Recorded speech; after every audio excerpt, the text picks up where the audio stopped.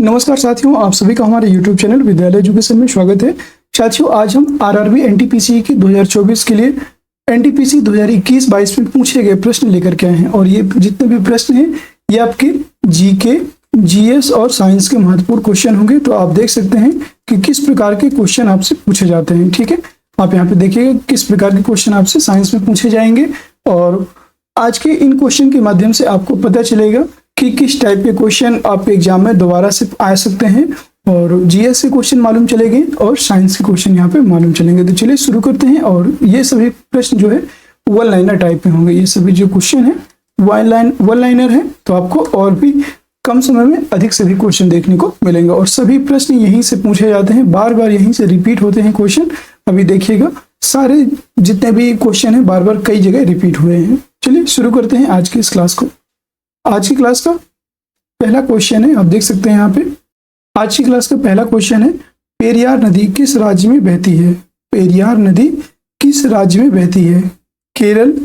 पर्यावरण याद रखिएगा, केरल में पेरियार नदी बहती है। पर्यावरण को स्वच्छ रखने प्रदूषण संकेतक के लिए कौन जिम्मेदार है?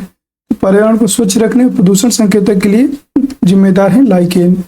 एड्स का फुल फॉर्म क्या है? Acquired immuno deficiency syndrome.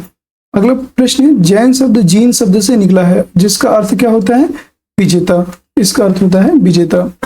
अगला क्वेश्चन पूछा गया है, किस प्रक्रिया द्वारा सतह का पानी, वर्षा का पानी और बर्फ का पिघलना जमीन में रिस जाता है? किस प्रक्रिया के द्वारा? तो यह है इनफिल्ट्रेशन। इनफिल्ट्रेशन जो प्रक्रिया है इसके द्वारा ही सतह का पानी, वर्षा का पानी और बर्फ का पानी जो है होता है ये जमीन में रिस जाता है। अगला प्रश्न है, राजीव गांधी खेल रत्न पुरस्कार को कब मेजर ध्यानचंद खेल रत्न पुरस्कार किया गया? तो ये 6 अगस्त 2021 को। अगला प्रश्न है, प्रथम पंचवर्षीय योजना के समय योजना आयोग की अध्यक्ष कौन थी? प्रथम पंचवर्षीय योजना के समय जो योजना आयोग के अध्यक्ष थे जवाहरलाल नेहरू। आवर्त सारणी में लिथियम को फ्लोरीन की तरफ जाने पर प्रभावी नाभिकीय आवेश क्या होता है? तो यह बढ़ता है और परमाणु त्रिज्या इसकी घटती है। ठीक है। अगला प्रश्न है आपको यहाँ पे, पंचायत सबसे पहले किस राज्य में लागू हुआ था? पंचायत की बात करेंगे, ये सबसे पहले राजस्थान के नागौर जिले में हुआ था और दूसरा आंध्र प्रदेश में हुआ था। अगला प्रश्न, 1930 में नमक कर से संबंधित आंदोलन कौन सा था? तो नमक कर से संबंधित आंदोलन था 1930 में दांडी मार्च। और ये 24 दिन तक चला था। 12 मार्च से शुरू हुआ और 6 अप्रैल तक ये चला।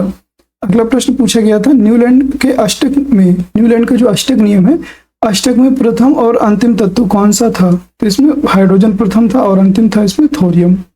अगला प्रश्न पूछा गया, चलो लोकू त्योहार किस राज्य में मनाया जाता है? तो आपका अरुणाचल प्रदेश में मनाया जाता है चलो लोकू त्योहार। अगला प्रश्न है, उष्ण कटिबंधीय सदाबहार वन किस राज्य में पाए जाते हैं? तो उष्ण कटिबंधीय सदाबहार वन यह आपके केरल राज्य में पाए जाते हैं। अगला प्रश्न है, फ्यूज तार पतला और लंबा क्यों बनाया जाता है? तो फ्यूज तार की जब हम बात करते हैं तो आपका पतले तारों में उच्च प्रतिरोधकता और कम गलनांक होता है। जो पतले तार होते हैं इनमें उच्च प्रतिरोधकता होती है और कम गलनांक होता है। अगला प्रश्न पूछा गया इसमें, कशेरुकियों के लीवर में एसईआर क्या महत्वपूर्ण भूमिका निभाता है? तो एसईआर की हम जब बात करते हैं तो आपका विष और औषधियों का विसरण करता है। जो विष और औषधियां होती हैं इनका ये विसरण करता है, याद रखिएगा। तो इसका राइट आंसर हो जाएगा यही। अगला प्रश्न पूछा गया, ओम का नियम क्या है? ओम का नियम क्या है? तो ओम का नियम होता है V बराबर आई आर, या तो आप लिख सकते हैं R बराबर V अपॉन आई। अगला प्रश्न पूछा गया, व्हाइट और ब्लैक फोटोग्राफी में कौन सा विलयन उपयोग किया जाता है? तो व्हाइट एंड ब्लैक जो फोटोग्राफी होती है इसमें सिल्वर ब्रोमाइड का प्रयोग किया जाता है। सिल्वर ब्रोमाइड, याद रखेंगे, सिल्वर ब्रोमाइड का प्रयोग किया जाता है। अगला प्रश्न है, बाल साहित्य पुरस्कार 2021 कितनी भाषाओं में दिया गया? बाल साहित्य पुरस्कार 2021 यह कितनी भाषाओं में दिया गया? याद रखेंगे यह आपका 22 भाषाओं में दिया गया है, टोटल 22 भाषाएं। अगला प्रश्न है, किसी वस्तु का प्रतिबिंब रेटिना पर नेत्र लेंस द्वारा प्रकाश किरणों के डैश के कारण बनता है? तो याद रखेंगे अपवर्तन के कारण बनता है। जो किसी वस्तु का जो प्रतिबिंब होता है यह रेटिना पर नेत्र लेंस द्वारा प्रकाश किरणों के अपवर्तन के कारण बनता है। और दोस्तों यह आप जो क्लास है यह आपको स्पीडी की बुक से करवाया जा रहा है। तो स्पीडी की बुक आप सभी जानते हैं रेलवे के लिए सबसे बेस्ट बुक मानी जाती है स्पीडी की, और इसी बुक से ये क्वेश्चन करवाए जा रहे हैं जो कि 2020, 2021 और 2022 में पूछे गए हैं। अगला प्रश्न है, जब प्रकाश वक्रता केंद्र से होकर गुजरता है तो आपतन और परावर्तन किरण के मध्य कितने डिग्री का कोण बनाता है? 0 डिग्री। याद रखेंगे, यह 0 डिग्री का कोण बनाता है। अगला प्रश्न पूछा गया, पर्दे पर जो प्रतिबिंब बनती है वह कैसी होती है? तो पर्दे की बात करेंगे तो वह वास्तविक प्रतिबिंब होता है जो पर्दे पर बनता है।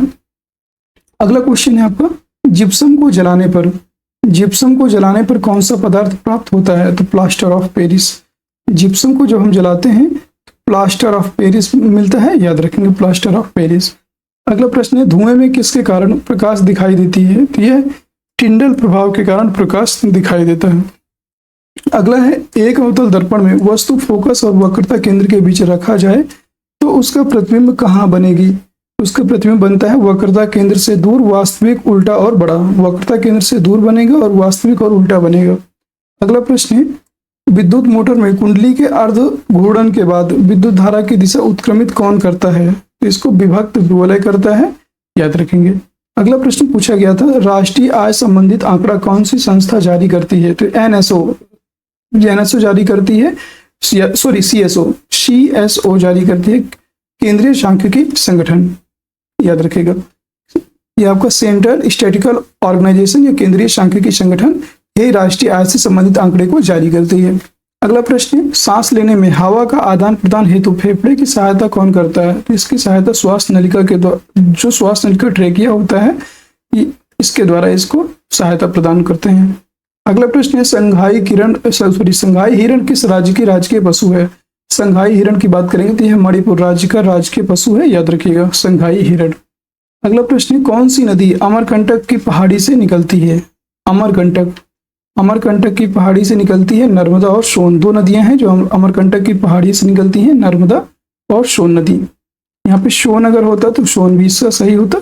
अगला प्रश्न है, आपको पूछा गया है, जो अनुच्छेद 51A में किस भाग से संबंधित है? अनुच्छेद 51A किस भाग से संबंधित है? तो ये आपका मौलिक कर्तव्य से संबंधित है और भाग 4 में वर्णित है। 51A मौलिक कर्तव्यों से संबंधित है और यह आपके 42वें संविधान संशोधन 42 कॉन्स्टिट्यूशनल अमेंडमेंट 1976 में जोड़े गए थे।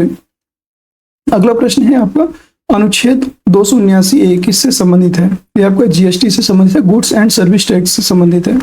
अगला प्रश्न है, मासिन राम किन पहाड़ियों पर स्थित है?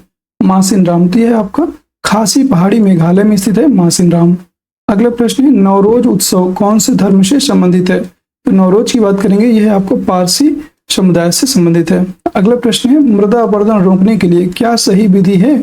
इसमें समोच्च रेखीय जुताई, जो समोच्च रेखीय जुताई होती है, यह मृदा अपरदन रोकने के लिए सही विधि होती है।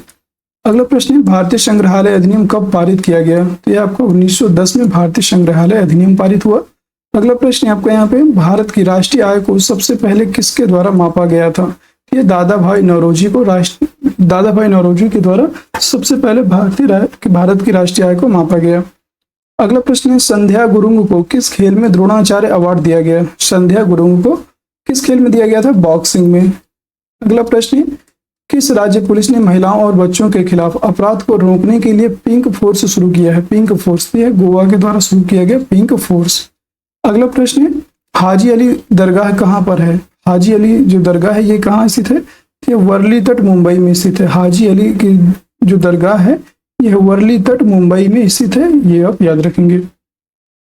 अगला प्रश्न है, टीपी औसफ को किस क्षेत्रीय खेल में द्रोणाचार्य 2021 अवार्ड दिया गया था? टीपी औसफ इनको एथलेटिक्स के क्षेत्र में, एथलेटिक्स में दिया गया था द्रोणाचार्य पुरस्कार, याद रखिएगा। अगला प्रश्न है आपका यहाँ पे, पंचायती राज में महिलाओं को कितना आरक्षण है? पंचायती राज जो व्यवस्था है इसमें महिलाओं को कितने प्रतिशत आरक्षण है? 33%, याद रखेंगे। इसमें टोटल 33% आरक्षण है। और अगला प्रश्न है, वक्रता त्रिज्या और फोकस दूरी का सूत्र क्या है? वक्रता त्रिज्या, तो वक्रता त्रिज्या होती है r और फोकस दूरी होती है f, और इन दोनों के बीच जो सूत्र होता है r बराबर होता है 2f। मतलब जो वक्रता त्रिज्या होती है फोकस दूरी की दोगुनी होती है, याद रखेंगे। तो यहाँ पे हाँ एकदम सही है। और फोकस दूरी की बात करेंगे तो ये वक्रता त्रिज्या की आधी होती है। फोकस दूरी वक्रता त्रिज्या की आधी होती है और वक्रता त्रिज्या की बात करेंगे तो फोकस दूरी की दोगुनी होती है, और ये इसका फॉर्मूला है। और आज के क्लास में इतने ही प्रश्न करवाए गए। और नेक्स्ट क्लास में हम इसके आगे के प्रश्न करेंगे। और ये सभी प्रीवियस ईयर एग्जाम जो आपके एनटीपीसी और ग्रुप डी में पूछे गए प्रश्न हैं। ग्रुप डी में भी यहाँ से कुछ क्वेश्चन पूछे गए थे, तो ये सभी क्वेश्चन आज की क्लास में आपको करवाए गए। और कैसी लगी क्लास कमेंट सेक्शन के माध्यम से जरूर बताइएगा। अगर आपको कोई भी डाउट है किसी क्वेश्चन में तो आप हमसे पूछ सकते हैं। और क्लास अगर पसंद आई हो तो बताइएगा। नेक्स्ट क्लास हम एनटीपीसी के लिए भी और भी क्लासेस लेकर के आएंगे। फिर मिलते हैं किसी नेक्स्ट क्लास में, तब तक के लिए जय हिंद जय भारत। सभी लोग हमारे टेलीग्राम चैनल को ज्वाइन कर लीजिएगा और टेलीग्राम चैनल में इस क्लास का पीडीएफ आपको प्रोवाइड कर दिया जाएगा। अगर आपको पीडीएफ चाहिए तो टेलीग्राम चैनल से इसी वीडियो के लिंक में आपको टेलीग्राम चैनल का लिंक दिया हुआ है, वहां से ज्वाइन करके और पीडीएफ डाउनलोड कर सकते हैं। फिर मिलते हैं नेक्स्ट क्लास में, तब तक के लिए जय हिंद जय भारत।